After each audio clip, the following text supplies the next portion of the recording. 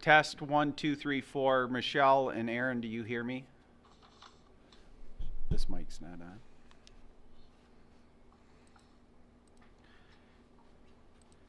Test 1, 2, 3, 4. Michelle, do you hear me? Yes, I can hear you. Aaron, can you hear me? I can, yep. All right.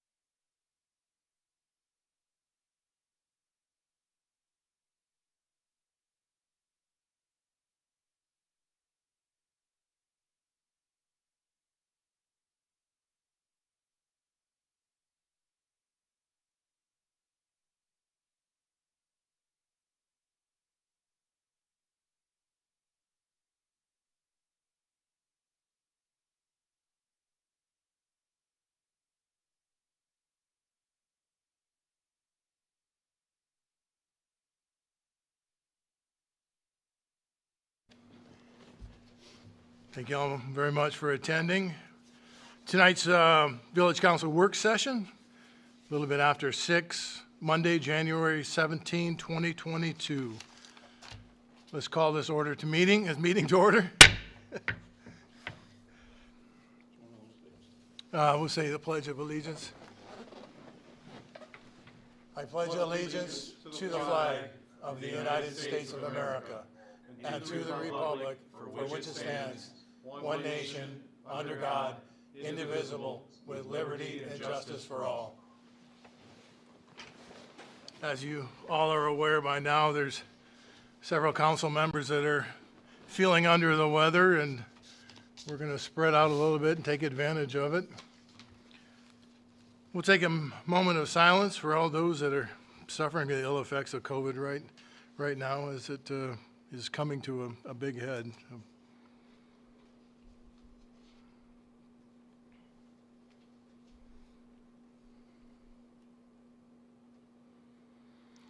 Mr. Mallory, would you take a roll call, please, sir? Yes. Roll call for the January 17th, 6 p.m. Village Council work session. President Pro Temp Keller. Here. Trustee Wagner. Here. Trustee Olson. Here. President Frisbee. Here. And trustees Holmes, Reister, and Merrill are excused. Well, we have an agenda in front of us. I trust you've all reviewed it and have an opportunity to make comments or additions. Were there any additions tonight, Jim, to this? No, sir. You know, you and I had talked about putting the manager's review into the agenda, either this special session or the regular council meeting tonight. Given the fact that, you know, we've got 3 of our council members out, we'll postpone that. But just for the record, that the HR committee has had the review with Mr. Mallory, and pleased to say it went very well. But we'll give a formal report at our next meeting. Yes, sir. Thank you. The one addition, when we do introductions, Steve Breyer, who's part of our financial team, is unable to make it for the same reasons this evening. So he is listed as part of the agenda. At the appropriate time, he sent a written statement that he did want me to read. I've provided the council that is here with a copy of that written statement. But happy to report Aaron Stevens is able to remote in. Aaron's so. still on board. Good. Well, we have an agenda in front of us. What's the council's desire? President Frisbee, I move to approve the agenda as submit. Support. Motion and support. We have an agenda in front of us. We'll do a roll call. All those in favor, say aye. Aye. Aye. Those opposed? Now we have an agenda. We do have Mr. Aaron Steven with Manor Kusterman. And Steve is not with us tonight. They're going to give us a review of the audit, the 2021-2022 audit. Yeah, I'd like to introduce a principal director of his firm, Mr. Aaron Stevens. He has nearly 30 years of public accounting and finance experience. Aaron works exclusively with Manor Kusterman's government and nonprofit clients. A principal and recent addition to the firm's board of directors, he specializes in government and nonprofit financial statement auditing and consulting, conducting compliance audits for organizations receiving federal funding and subject to the uniform guidance and the internal audits for districts and circuit courts. Began his career in public accounting in 1994. He was appointed treasurer and finance director for St. John City Commission, serving 2 years in that capacity.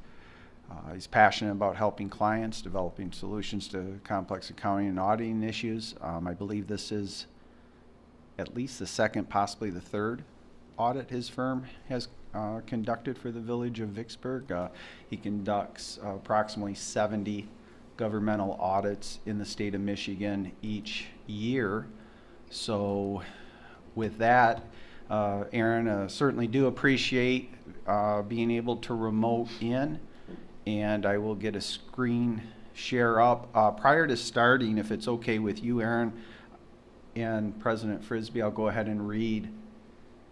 Well, let's wait to the end. I'll wait to the end and we'll start off with Steve's thing. But we're back to doing a combined hybrid in-person meeting with Zoom, so give me one quick second to make sure I get the share right so people will be able to see the PowerPoint presentation. With that, Aaron, Point of order, citizens' comments. yeah, we'll go there, but before I forget, due to everything going around, I asked staff to remote in as well, which is certainly allowed if we do have questions of Michelle Morgan, Randy Skippers. They'll be in attendance at both meetings, and until we get out of this, we'll continue to meet in person, and then we'll announce as well at the start of the next meeting how we incorporate additional citizens in. So, but back to President Pro Temp Keller. Oh, just my point of order that before we start with the public presentation, we need to make sure we follow The agenda. Well, we do have time set aside for citizens' comments, agenda and non-agenda items. We have anyone on the line?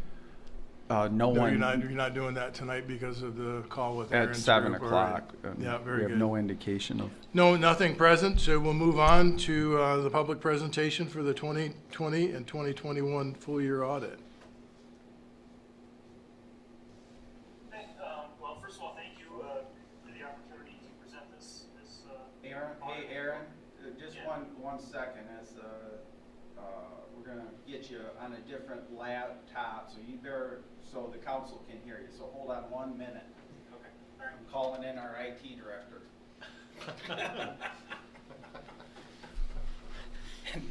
Please say a prayer. All right, try it again, Aaron. Okay. All right. Thank you for. Hold it. Hold on a second.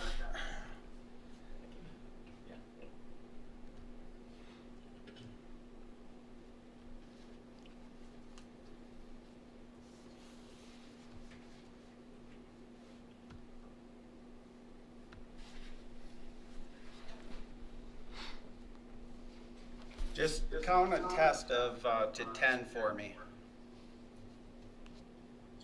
A test of 10. 1, 2, 3, 4, 5. Good. Yep. Okay. You're set to go. All right. Thank you. And thank you, Council, for this opportunity to present the 2021 audit report. You've all had a chance to review the financial statements, I presume. We've gone over the charts and graphs in some detail, but I will go through this presentation relatively quickly. Happy to answer any questions you may have as we go, or at the end, whatever your preference is. Our thanks to the administration and staff, as well as Steve Breyer and his team. It's too bad that he's not able to make it tonight. We know we're a disruption to the normal routine at the village, and we do appreciate everyone's courtesy, cooperation, and assistance. The audit process is a smooth one at the village of Vicksburg, so I truly appreciate that. What I plan to do is highlight what I think are the key areas, but as I said, if you've got questions, stop me at any time, we can go through those. On the next slide, the presentation overview, I will briefly discuss the government-wide financial statements. Excuse me, back up a step. We're going to talk about the independent auditor's report. I've included a few excerpts from that independent auditor's report in the slide presentation. We'll briefly discuss the government-wide financial statements.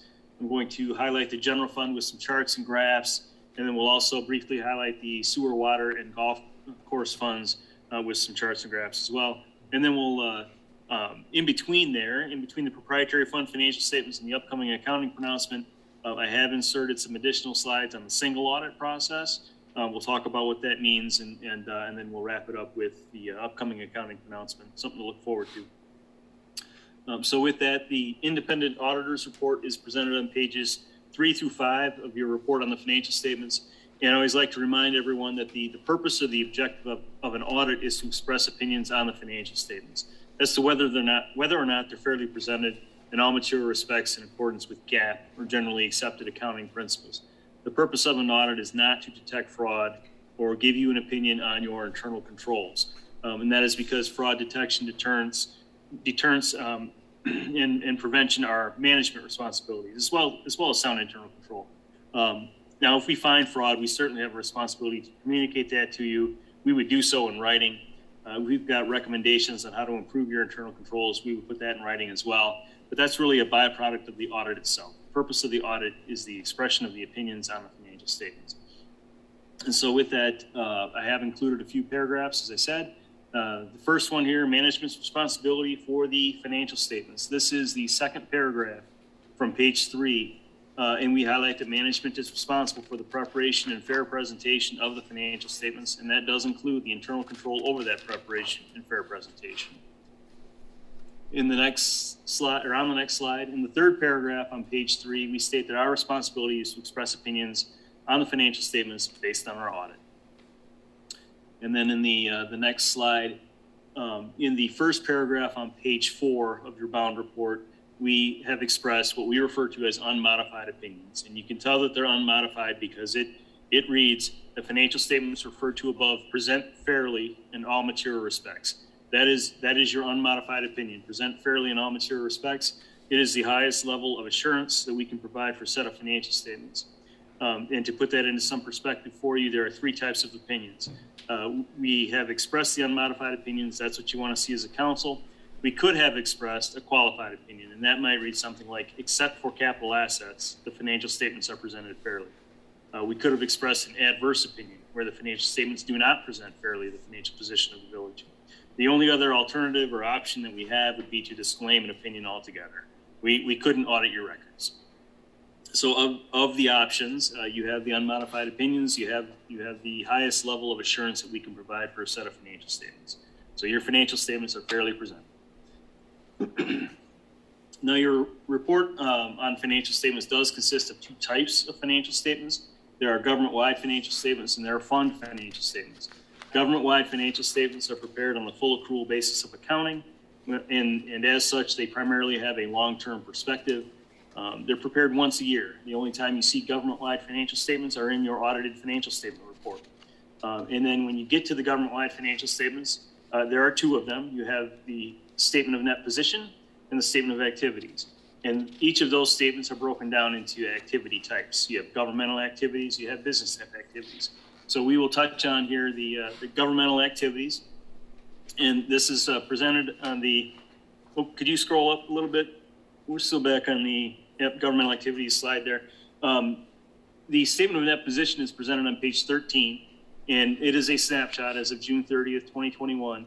And there are a couple of financial performance indicators or ratios that I like to look at, one being the current ratio, and that is where we take the current assets and divide that by the current liabilities, and that is a measure of liquidity.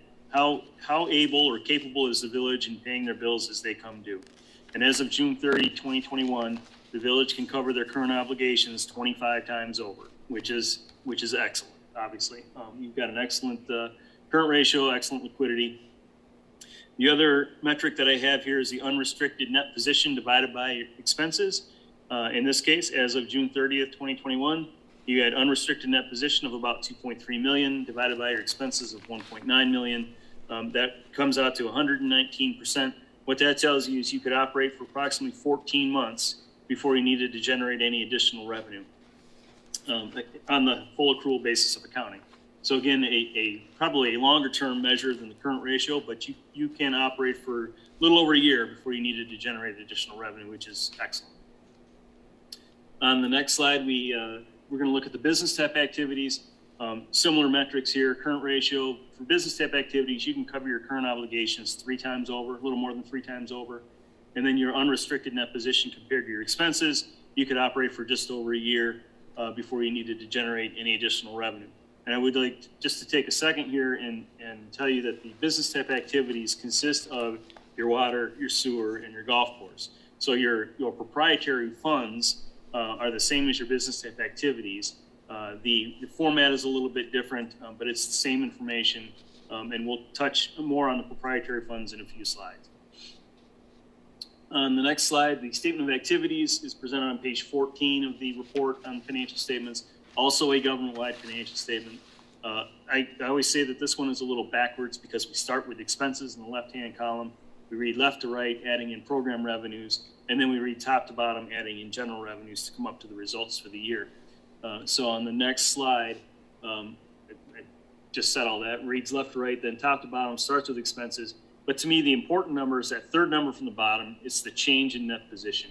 And for governmental activities, you improved your net position by $875,000 for this fiscal year, and you improved your business type activities net position by $586,000.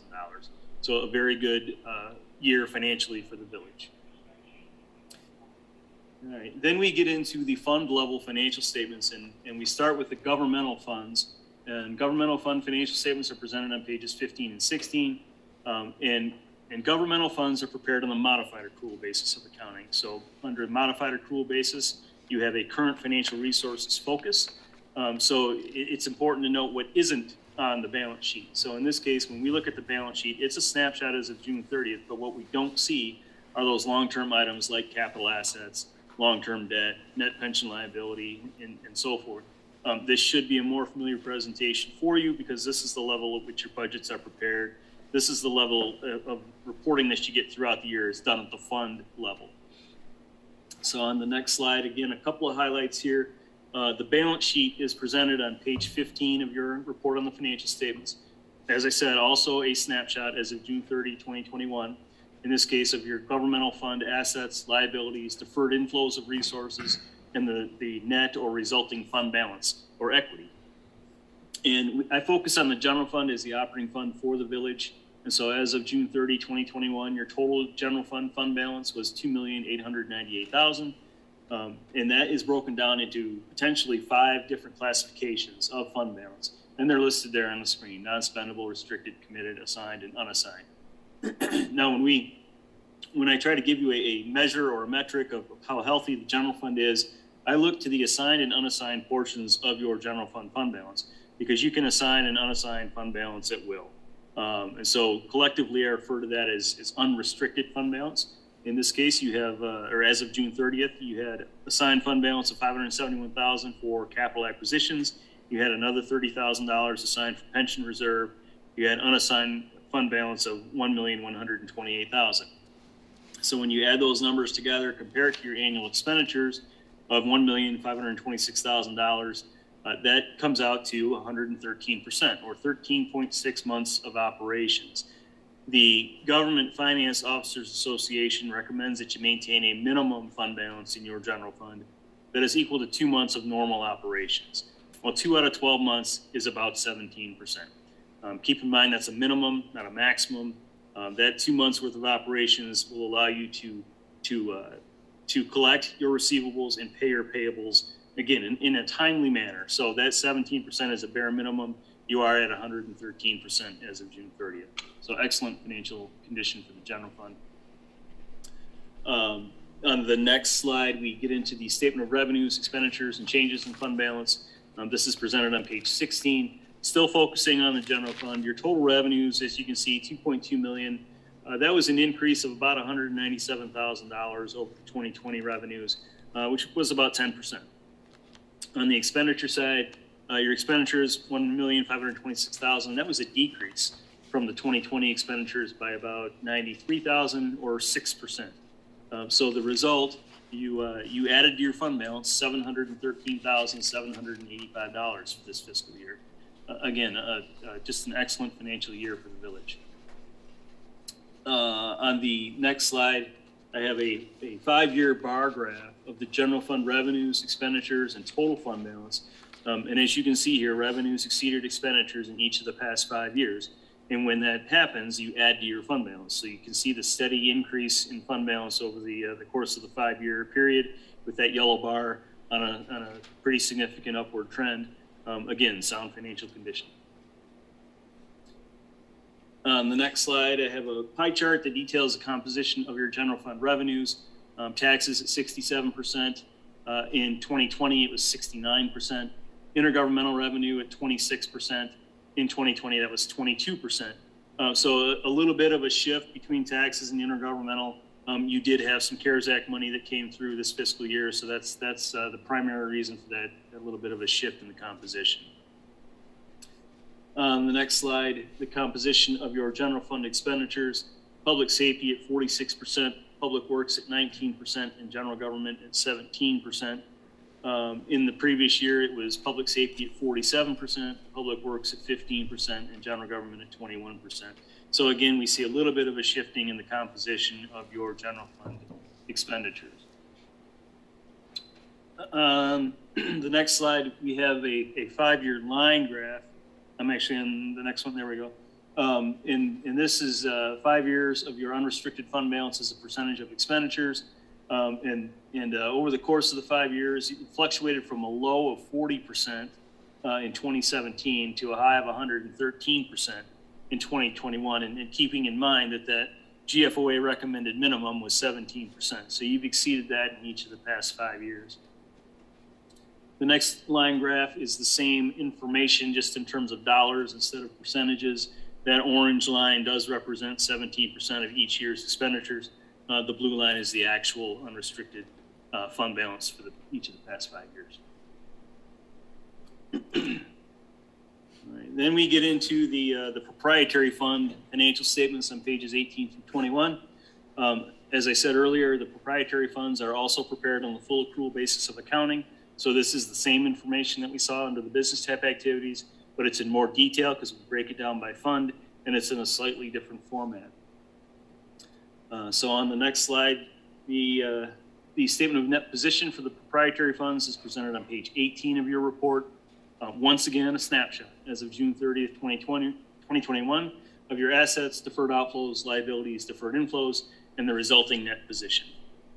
And so as a measure of financial health, we divide the unrestricted portion of your net position by expenses. And for this metric, I do back out depreciation expense because it's a non-cash expense to come up to the percentages that you see there. But I will tell you that the percentages aren't as important as the trends. So for sewer, you're at 243%, water at 138%, and for the golf course at 39%. But let's look at the graphs here. So on the next slide, the 5-year trend of your total sewer fund net position, but it's broken down into its components. And I like to show this graph because your total net position for the sewer fund was a little over $4 million at June 30, 2021. But you can't spend any of that portion that's shaded blue. That is invested in your capital assets. So that's your sewer system. You can't spend your sewer system. You also can't spend the $185,000 that is restricted under your debt covenants. So what you have available for future use is that green portion of the bar, the $1,460,000, which is a far cry from $4 million, but still healthy. So if you look at the next slide, I have a 5-year line graph that shows you the trend of the unrestricted net position as a percentage of operating expenses. And it is again an upward trend. It's a healthy trend. And keeping in mind that being a full accrual fund, we don't have the same benchmark that we had in the general fund as a governmental fund. So we can't say, well, 17% is what you should have as your bare minimum. It really does depend on the age and condition of your system. So when we look at the unrestricted portion of your net position and recommendations on what that should be, it's really broken down into 3 components. You've got the amount that you should have for operations. And so you can start with that 2 or 3 months worth of operations. But then you also have to factor in any debt service requirements, principal and interest coming due in the next year. And you want to add that to your unrestricted net position. That's what you want to see in that minimum number, as well as any capital needs. And that is the most subjective piece of this, is that capital needs piece. You did have a lot of work done in your sewer system this past year. You've got more work coming, but that was done through borrowing, through USDA loans. So you will need more in your fund, in your unrestricted net position for future debt service. So the fact that it sits at 243% is not, that's not an astronomical number. You are being well prepared for what's coming down in the future in terms of debt service requirements and capital needs, as well as covering your operations. So that's a healthy unrestricted net position. On the next bar graph, a 5-year bar graph of the water fund net position. Again, you can't spend that blue shaded portion. You can't spend the orange portion. What you have available is that green unrestricted net position of $700,603. The next slide, this does show a little bit of a leveling off here. It was a downward trend for a couple years, and it has leveled off a little bit. But you're at, as I said, it's it's 143%. So it's a downward trend for now, but we'll keep an eye on that, in keeping in mind that unrestricted net position should be made up of those 3 components: the operations, the debt service, and the capital needs. When we look at the golf course fund, this is the feel-good story, in my opinion, for the village. 5-year trend of total net position. You had unrestricted net position in 2017 that was negative $155,000. You have turned that around, and as of June 30, 2021, it sits at about $388,000. Yes, it's only 39%, but the trend was phenomenal, and it's even more evident on the next slide, the 5-year line graph. it shows the upward trajectory there of your unrestricted net position compared to operating expenses, factoring out depreciation. So all in all, a good year financially for the village. As I said, you did have USDA bonds that were issued, so federal funding to finance the sewer projects. And so as a result of expending $750,000 or more in federal awards, the village was required to have what we call a single audit, or an audit performed in accordance with the uniform guidance. So you have a couple of audit schedules that I'd like to just touch on, and a couple of reports. So on the next slide, the schedule of expenditures of federal awards. All of your federal awards that were expended are scheduled out, and they're arranged by assistance listing number, which we used to call the CFDA number, or Catalog of Federal Domestic Assistance. And the first 2 digits of that number represent the federal department. The last 3 digits of that number represent the program of the federal department. So the CFA, or Schedule of Expenditures of Federal Awards, has a total of $5.2 million on there. The USDA Water and Waste Disposal System for Rural Communities program, the 10 represents the USDA, 760 represents that Water and Waste Disposal System for Rural Communities program. That was selected as the major federal program for testing, and it was selected primarily because the village expended 5.1 of the $5.2 million under this program. So by selecting this program, we were able to have 98% audit coverage of those total federal expenditures. And then another required schedule when you have a single audit is a schedule of findings and question costs. It is broken down into 3 sections. And I've actually included this in the presentation. I've included the schedule of findings and question costs here. So on the next slide, we have section 1, the summary of the auditor's results. And as I started with the presentation with, we have expressed an unmodified opinion on your financial statements as to whether they were prepared in accordance with generally accepted accounting principles.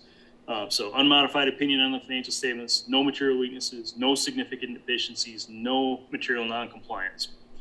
Under the federal awards, the single audit part, the compliance part, no material weaknesses, no significant deficiencies identified. We have expressed an unmodified opinion on your compliance with the major federal program requirements, and then no additional or other audit findings required to be reported in accordance with Title II of the CFR. On the next slide, we have the rest of that schedule of findings and question costs. We identify the major program that we tested, again, 10.760.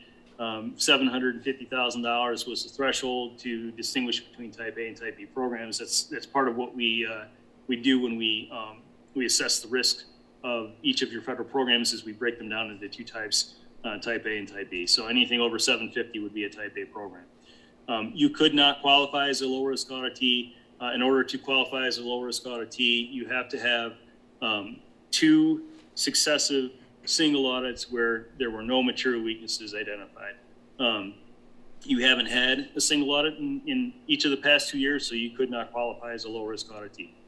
Now, if we had any findings, whether they're related to the financial statements or the federal awards, they would be noted in sections 2 and 3, but as you can see, we don't have any findings to report. So that is about as clean as that schedule can look, and kudos to the village for that. It's fairly unusual, especially for the first year that you've had a single audit, to not have any findings. So again, kudos to the administration and staff for such a successful audit, not only the compliance part, but the financial part as well. Going forward, the upcoming accounting pronouncement that is disclosed in Note 17, it's on page 38 of the report. On the next slide, it is GASB statement number 87. So the Governmental Accounting Standards Board statement number 87 is on leases, and it requires the recognition of certain lease assets and liabilities previously classified as operating leases to be reported on the statement of net position. So in effect, we're taking something that would have only been reported or expensed on the statement of activities, and we're going to put it on, not we, you, or the village is going to put it on the statement of net position as an intangible right to use, the leased asset, and then recognizing the lease obligation as long-term debt. There is another standard that will be effective for the year ending June 30 of 2023 that is very closely tied to leases, only it's not related to equipment, it's related to software. So that's GASB statement number 96, and that will be effective, as I said, for the year following this one. So I went through that fairly quickly. I'd be happy to answer any questions you may have. I do have my copy of the full report on the financial statements in front of me as well. So if you've got any specific questions about a note disclosure or a page in the report, I'd be happy to answer those. Thank you, Aaron. Any questions for Aaron? President Frisbee, I have not so much of a question, I guess, a statement. First of all, thank you to staff for everything you've done in working with them on this audit, but We're just a second.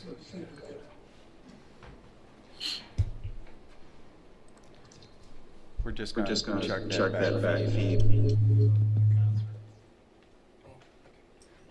better. Aaron, when you went through the sewer fund, I do appreciate the fact that you spent some time on that and explained, even though that we show over a 200% fund balance in there, that it's a snapshot. I can't hear. Oop, hang on a minute. We've got two IT guys on the job tonight.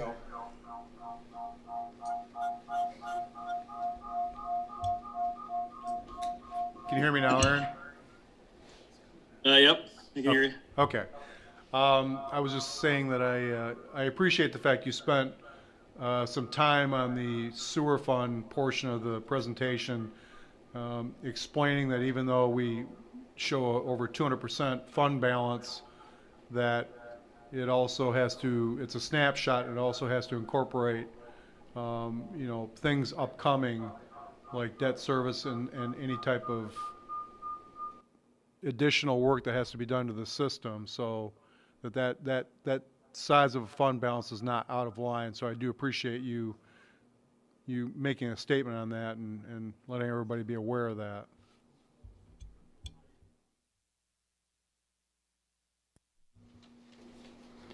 Hey, Aaron, I would just like to ask, I know the accolades you've given this staff, but you have a comparison with other municipalities that you've reviewed recently as to maybe perhaps our standing, how we stand against the others? But like I said, I think in terms of compliance findings, it's pretty rare to see a municipality come through their first single audit without any comments. That's pretty unusual. I won't name names, but I have a report on my desk right now. It's got 6 findings in it. So, and this is not their first single audit. They've had single audits for years. So we have some that have lingering problems. We have others that do very well. But I would say, both, like I said, both financially and from the compliance perspective, it's as clean as it gets. And so I appreciate that. I enjoy working with the village, because who wants to be miserable and wade through a bunch of garbage financial reports. I appreciate the effort that goes into this and the results that the village has. And it's fun to give a presentation like this. Well, you may say no to this question, but do you see other areas that we can improve upon? I don't. I think you've got the right team in place. You've got not only your staff, but you've contracted with Siegfried Crandall. You've got the expertise there, and from what I understand, you rely on that quite a bit. There are regular communications with the accounting firm, and I know Steve Breyer does a number of audits himself. Their firm does a lot of auditing as well. We share other clients where we're the auditors, they're the accountants, or vice versa. I enjoy working with Steve. It's just, to me, it's just a good fit all around. And I appreciate you guys as a client. Thank you very much, Aaron. Yeah, if you want to read. I'd like to, as you commented, Aaron, on Steve Ryan, working with him. Steve is a CPA, he does the village, helps us do our books. This was a comment, and unfortunately he couldn't make it tonight due to an illness, so I'd just like to read into the record what he wrote to the staff. The village of Vicksburg continues to amaze me. When I began working with the village on the June 2015 audit, the village was in rough shape financially. The unassigned fund balance of the general fund at the time was approximately 10% of the expenditures, which is below the GFOA recommended amount of 17%.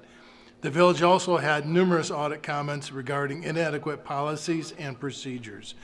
Move forward to 2021 audit, and the village has unassigned fund balance of the general fund, approximately 74% of expenditures, and 0 audit comments. In addition, the village had set aside more than $1.5 million for capital projects. The leadership in the village has been extraordinarily over the past several years, and I'm honored to work with the village of Vicksburg's team. So that says a lot, and I believe it says a lot for what these council members think of the job that your staff has done, Jim. You know, I knew 5 years ago when I came on as a trustee, we challenged you to get to that 17%. Actually, I think at the time our marching orders were 25% for the future. And you've just crushed that. So we appreciate everything you've done, and congratulations on this audit. Denny or Ryan, either? Yeah, I'd just like to comment to the fact of the improvement of the health of the sewer and water funds. I know one of the things we hear from citizens a lot of the time is rates and expense and manageability there. So it's really good to see that we're growing those funds in a responsible manner, that we're able to cover our debts, and we're making the room for the future liabilities that the village is going to have to undertake. So it's glad to see that it's represented well on paper, that the rates we're charging and the way that we're handling those funds is appropriate, and it's been beneficial for the village.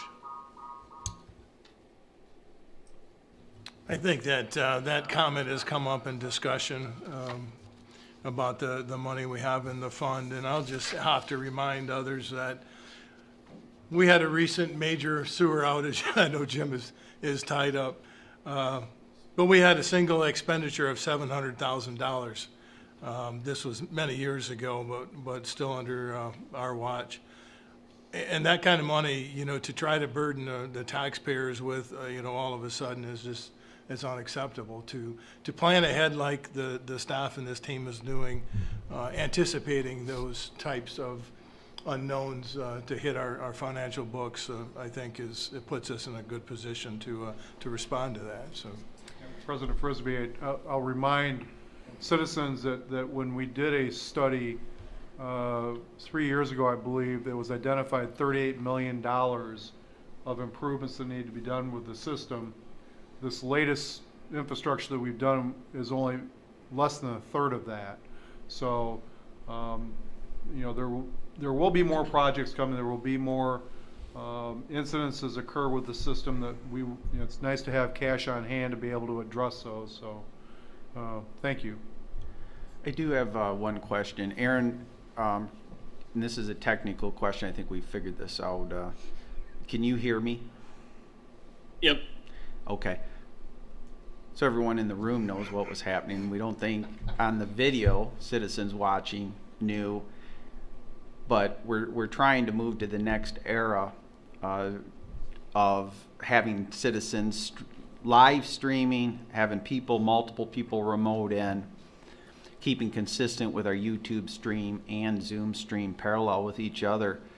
Laptop number 1, for some reason, connected Bluetooth to the speakers that are hardwired to number 2.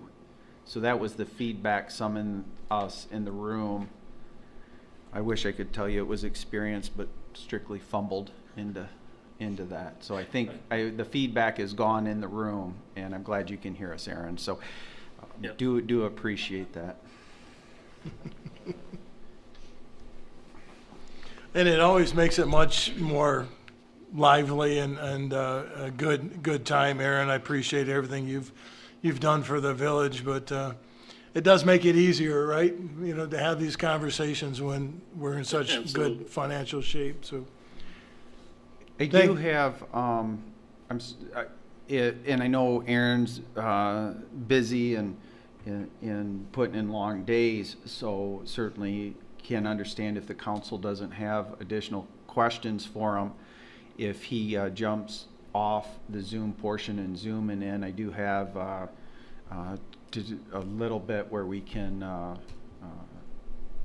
go until about 10 to 8 minutes to, which will give us enough time to set everything up electronically, but to talk a little bit about the commitments and assignments. But certainly want to thank Aaron and his team that came to the scene, and I will get to it, but certainly that single audit, the credit there goes to Michelle Morgan and her commitment to this village of going through that process, and I wanted that on the public record as well. But thank you, Aaron. Thank you. thank Appreciate you it. very much, Aaron. Have a good night. And thank you, Michelle. So we have an action in front of us to approve the 2020-2021 full year audit. Yes, sir. What is the desire of the council? So moved. President Frisbee, I'll support. Move to support. I would say we'll do a roll call. Here no other questions or comments. A roll call vote. Trustee Olson, Yes. Trustee Wagner, Yes. President Pro Temp Keller, Yes. President Frisbee. Yes. And that Motion passes. carries. Thank you. Thank you very much, Aaron. Thank you. We'll try to Good do night. this, leaving it on camera, but so people who are watching in Zoom, I'm actually in the room with the council members present as we go through this open meeting, and we'll venture forward here. So I'd like to start out. Oversight and governance of financial affairs is amongst the most important of responsibilities of village officials. Inadequate oversight can lead to abuses such as embezzlement, misuse of and/or misappropriation of funds, and general loss of esteem for the municipality and its officials. Excessive control or oversight can render your village ineffective and incapable of delivering important services. And that comes from the General Law Village Officials Handbook that the Michigan Municipal League puts out. We feel it's important that the village council members have information from recent audits and an understanding of the recommendations from staff which have been supported and or adopted by previous village councils. It's in that vein that we provide a summary which includes timeline of each fiscal year with agenda items of significance that have been presented to the council for their support and or adoption. The items of significance were ones in which would demonstrate a positive impact on the culture of our municipality, as well as positively impacting our ability to effectively manage the village operations. I've presented to previous village councils about the lack of developed plans within the village of Vicksburg. These include plans involving capital needs and fiscal responsibility. It's been central to our mission to develop, implement, and then execute appropriate plans for a municipality our size. From my perspective, the yearly budgets are the most important plan that I present to the village council. I feel the results of the auditor are an evaluation of the performance of those plans. The plans have been ever developing and fluid over the past 64 months of employment for the village. Throughout this time period, I've talked about the journey that we're on together, a journey in which we are all committed to becoming a model municipality of our size, of our mutual goal of becoming actually the model village in our nation, a goal that I feel now has entered a realm of expectation that we can certainly meet. I truly believe the results of the past 5 audits indicates 2 important facts. First, that the village of Vicksburg is well on its way to becoming a model municipality. And second, our work has just begun, as this is a marathon journey and not a sprint. The past fiscal year budget was the